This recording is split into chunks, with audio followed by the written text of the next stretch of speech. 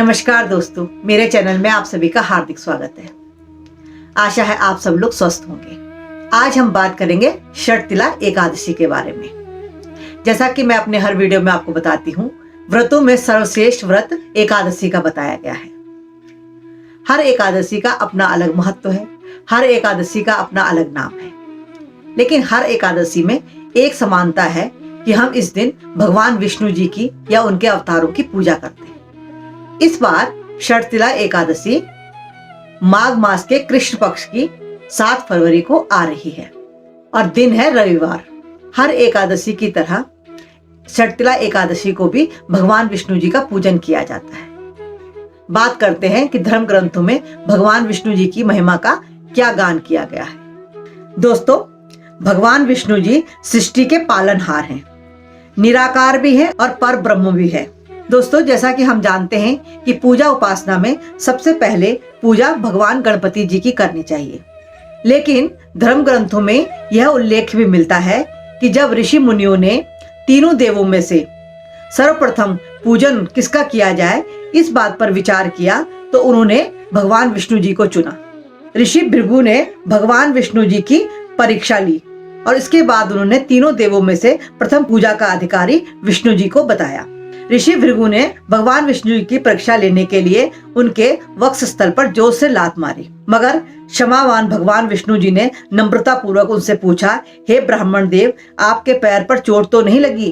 क्योंकि मेरा वक्ष स्थल तो वज्र से भी ज्यादा कठोर है और आपके पैर बहुत कोमल हैं। भगवान विष्णु जी की उदारता देकर महर्षि भृगु बहुत ही अचंभित हुए और उन्होंने भगवान विष्णु जी को ही प्रथम पूजा का अधिकारी घोषित किया। आदिकाल से ही चतुर्भुज रूप में भगवान विष्णु जी विश्व की सर्वोच्च शक्ति के रूप में माने गए हैं। भगवान विष्णु जी सृष्टि के पालनहार हैं और वेदों में इनकी अनंत महिमा का गान किया गया है।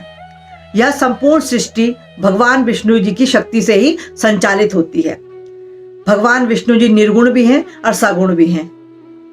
वो अपने चारों हाथों में क्रमशः शंख, चक्र, गदा और पद्म धारण किए रहते हैं और भगवान विष्णु जी का निवास क्षीर सागर है और उनका शयन शेष नाग के ऊपर है। उनकी नाभि से उत्पन्न कमल पर ब्रह्मा जी विराजमान हैं। धर्म ग्रंथों के अनुसार श्री विष्णु जी को पर ब्रह्म महादेव ने अपने वामांग से प्रकट किया और उन्हें घोर तपस्या करने की आज्ञा दी। हजारों वर्ष तपस्या करने के पश्चात शिव जी प्रकट हुए और उन्होंने भगवान विष्णु जी से कहा, हे वत्स, तुम्हारा शरीर बहुत विशाल है, इसलिए तुम विष्णु नाम से जाने जाओगे। शिव जी के इस प्रकार कहने से विष्णु जी जल में लेट गए। तब शिव जी ने कहा, तुमने जल में शयन किया है, इसलिए तुम नारायण नाम से भी जाने जाओगे। माना जाता है कि भगवान शिव जी ने ही विष्णु को जगत के पालनकर्ता के रूप में नियुक्त किया था। भगवान विष्णु जी की पूजा करने से विष्णु प्रिया महालक्ष्मी की कृपा भी हम पर हमेशा बनी रहती है। दोस्तों, षटतिला एकादशी के दिन हमें तिल का प्रयोग जरूर करना चाहिए। तिल का प्रयोग हम किसी भी रूप में कर सकते हैं, चाहे हम तिल का उपटन लगाएं, चाहे हम अपने स्नान के पानी में तिल डालकर स्नान करें, चाहे हम पूजा उपासना के समय तिल का हवन करें। हम तिल दान भी कर सकते हैं और हम तिल की बनी हुई चीजें भी खा सकते हैं। इसलिए षटतिला एकादशी के दिन तिल से बनी हुई चीजों का भगवान विष्णु जी को भोग लगाना चाहिए। तो दोस्तों, धर्म ग्रंथों में भगवान विष्णु जी की क्या महिमा बताई गई है, यह मैंने आपको बताया। माना जाता है कि भगवान विष्णु जी के पसीने से तिल की, कपास की और कुश की उत्पत्ति हुई थी, इसलिए यह तीनों चीजें बहुत ही पवित्र मानी जाती हैं। माघ मास के महीने में तिल का दान करने से बुरे सपनों से मुक्ति मिलती है और साथ ही हमारे अज्ञात भय भी दूर होते हैं। तो दोस्तों, अब मैं आपको षटतिला एकादशी पर एक पौराणिक कथा सुनाती हूँ, जो कि इस प्रकार से है। धार्मिक मान्यता के अनुसार प्राचीन काल में पृथ्वी पर एक ब्राह्मण की पत्नी रहती थी। एक बार उसने 1 महीने तक व्रत रखकर विष्णु जी की उपासना की। व्रत के प्रभाव से उसका शरीर तो शुद्ध हो गया, किंतु वो कभी भी ब्राह्मणों को अन्न का दान नहीं करती थी। एक दिन भगवान विष्णु जी स्वयं उसके पास भिक्षा मांगने चले आए।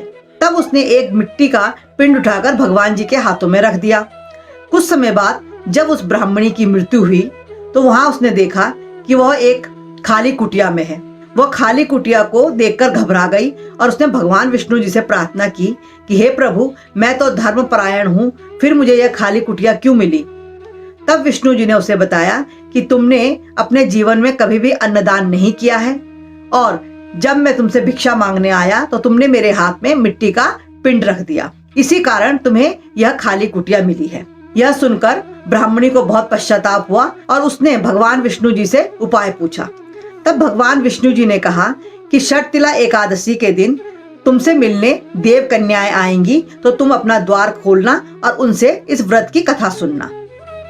ब्राह्मणी ने ऐसा ही किया और उस व्रत के प्रभाव से उसकी कुटिया अन्न और धन से भर गई। तब से ही एकादशी पर दान की महिमा को सर्वोत्तम बताया गया।